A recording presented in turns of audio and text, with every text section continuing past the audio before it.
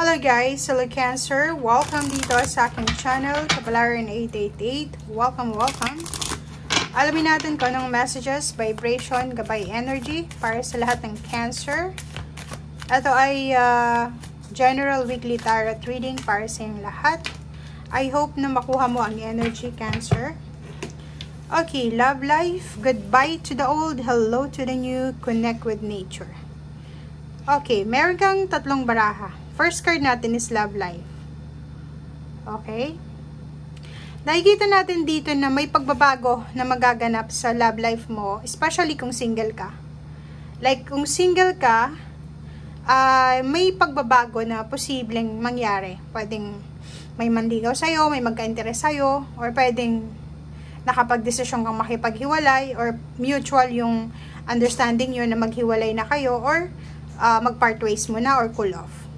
Sa mag-asawa naman, magkakaroon kayo ng understanding sa bawat isa.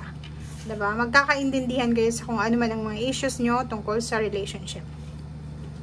Dito sa goodbye to the old, hello to the new, parang alpha omega siya. Endings and new beginnings. Yun, may matatapos, may magtatapos ng isang estado, one part of your life sa buhay mo. Like, pwedeng relationship or pwedeng trabaho.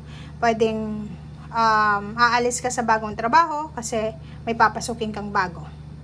And may isang tatapusin ka kasi may posibleng magsisimula. So, comment down below if you are resonated dito. And yung last card natin dito is connect with nature. Nakikita natin dito guys na siguro ang focus mo sa linggong ito is makapag-relax, 'di ba? Makapag-swimming, makapaglakad-lakad sa nature, or siguro makapag-rejuvenate and makapag-meditate sa, makapag-ground din sa nature. So, spending time outdoor. Siguro hindi ka na, sawang-sawa ka na siguro sa loob ng bahay nyo or sa loob ng comfort zone mo. So, ang gagawin mo sa linggong ito is yung makapag-unwind, makapag-lakad-lakad man lang, or makapag muni-muni or kano pa man yan. Okay?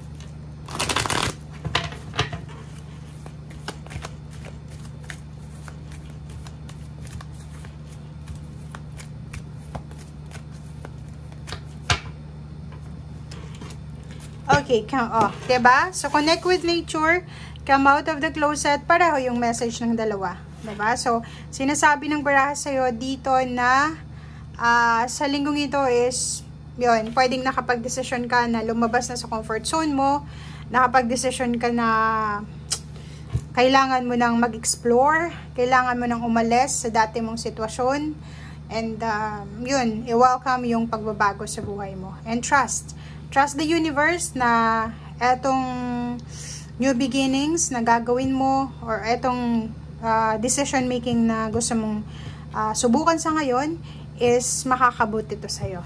Okay? Okay.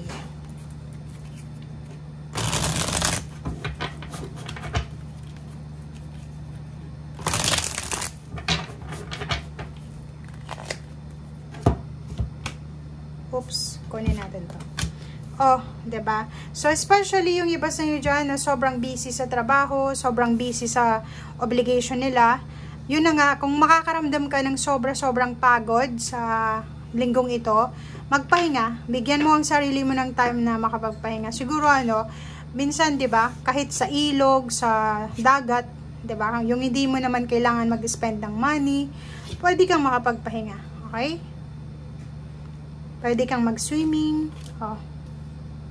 Sa relationship ganun din, may iba sa inyo dyan na makakapagpahinga na kayo sa relationship na sobrang toxic. It's either ang karelasyon mo ay sobrang toxic, mag-isip, or sobrang ambisyosa, or gano'n pa man. Nakikita natin dito na siguro nakapag-desisyon ka na kailangan mo nang umalis dyan sa connection na yan. Okay? Ace of Pentacles, yun, may posibleng matatapos ng trabaho kasi may papasukin kang bagong trabaho. May plano dito na posibleng ide-delay, ihahang muna kasi may bago siyang plano na gusto niyang sundin. Okay? isang unexpected or mabilis na offer ng job o job offer or career ang posibleng dumating sa'yo, Cancer, sa linggong ito. Nakikita din natin dito na isang emotional na fulfillment or emotional happiness ito. So, may good news tungkol sa emosyon, pamilya, relationship na sobrang bilis ang darating sa inyo. Okay, Chariot. Travel. Nakikita ko sa'yo dito na yun, isa sa mga posibleng darating sa'yo ngayon is travel. Pwedeng may hindi ka inaasahang paglalakbay, pagta-travel, or isang paglilipat, 'di ba? May lilipat ng bahay, may lilipat ng tirahan, or kung ano man to na gustong lipatan. May mga tao ditong lilipat, or yun, may mga movement, changes, transition, transformation, victory and success na posibleng darating sa'yo nang hindi mo ini-expect. Okay, pera. So, nakikita din natin dito na may perang parating, Cancer. So, comment down below if ano man ito. So, yun. Pwedeng umuutang ka ng pera, pwedeng ikaw yung bibigyan ng pera, or ikaw yung magbibigay ng pera, or ikaw ay may uutang ka, or ikaw yung pautangin, or inheritance, or kano pa man siya. Okay, Temperance. Kailangan mo ng pasensya sa linggong ito. Siguro yun na nga. Kailangan mo ng pasensya lalo na sa usaping pera. Kasi maraming plano ka eh. Marami kang gustong gawin. Like, may gusto kang lapitan para humingi ng tulong financial. And kailangan mo ng pasensya. Okay? May mga iba din sa inyo dito, Cancer, na panghihinayangan nyo yung perang ginastos nyo for the past few months or last year.